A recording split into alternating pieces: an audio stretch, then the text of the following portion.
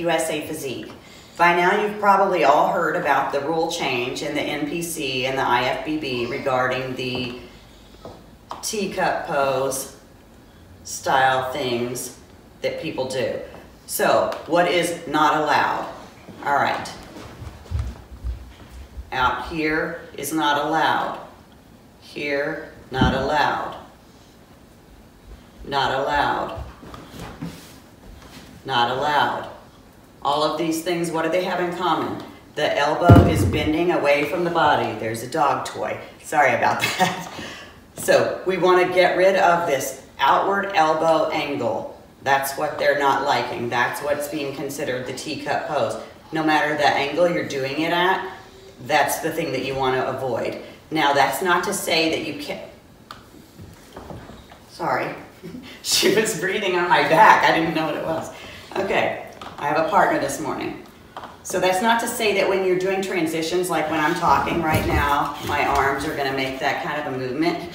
That part is okay because you're in motion. It's if you come around, especially when they're doing the individual routines and everybody wants to come and like flare the lats and highlight something out here, that's when it wouldn't be okay because you're stopping in that motion and it's kind of a pose in the middle of your routine. Same thing if you were back here, you wouldn't do the whole wellness stuff from overseas. You want to keep things down here if you're in the back pose. But the front, so no here, no here, no up here. Same on both sides. And we've been getting tons of questions from competitors about the new rule change with bikini, and the most common one right now is, well, I've been posing like this because I wanted to get my shoulder to pop. How can I get my shoulder to pop if I can't come out here and do this? Number one, work your shoulders, because everything we do in posing is an illusion to create lines and create roundness where we want it, minimize it where we don't want it. And this is an illusion to pretend that you have shoulders if you don't have them, or to maximize them if they're not very good. Okay, so, but what you can do is flare your lat, which is going to be a 1-2 punch, because that's going to give you a, like right now I don't have my lat flared. There's a little curve there. However, if I flare my lat, there's a lot more curve there, and no flared lat. Watch my shoulder. Let's see, let me get straight on. Okay, no flared lat, shoulder straight down.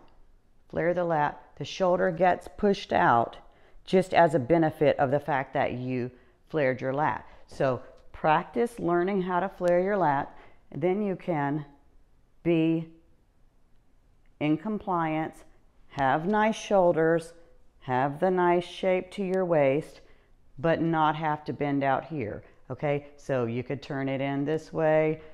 You can do back here if you're afraid of hiding your glutes, but we can still see your glutes from all the other angles on the stage. So there is no reason to do all this that you've been doing, trying to keep your glutes from getting hidden.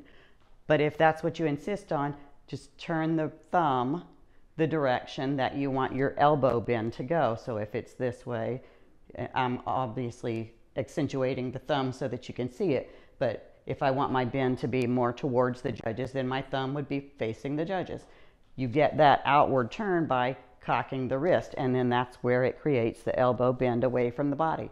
Very small extent, greater extent, even up here, and you have some doing like way up here because they've got great lats. That's not okay. Now, however, you are going to, like I'm talking right now, and I'm kind of doing that movement just because I'm talking, and that's just a natural arm movement. That's okay. It's when you are in a pose or you're sitting straight on or straight back from the judges, that's when you don't want to be here or here, okay? You just want to have it straight or turned in a little bit. Personally, as a judge, for me, straight looks better than turned in, because then you get a little more angular and it's more masculine than feminine looking. So hopefully that answers some questions. All right, thanks, bye.